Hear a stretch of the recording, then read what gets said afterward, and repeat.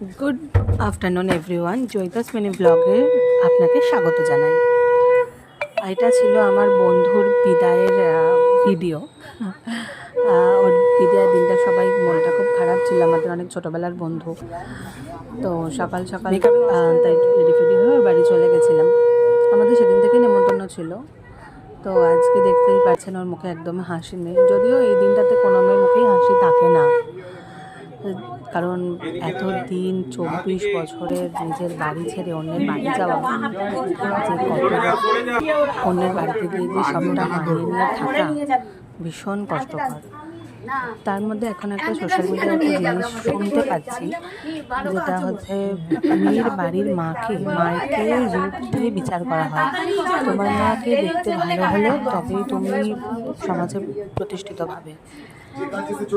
আমার এটা একদম জানি না কেন এটা কোথাও আমাদের এখন আমরা এই 2026 সালে এসেও আমরা এই সমাজে বাস করি। যে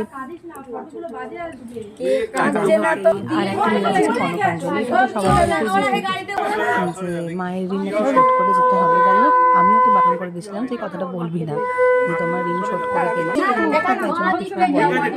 না না হবে না। তো এই নিয়মটা যদি করতে হয় তারা জোর করে নিয়মটা করাতে বাধ্য, বলবি না কিছু। ওকেও বলেছি যে করিস না।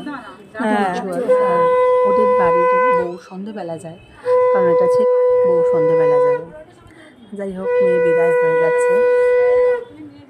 কি বলবো, এই দুঃখ, এটা হচ্ছে মেয়েদের জীবনে সব থেকে বড় খুশি। পরের দিনের বাড়িতে গিয়ে শ্বশুর বাড়ি কেমন হবে তার একটা আশা আকাঙ্ক্ষা নিয়ে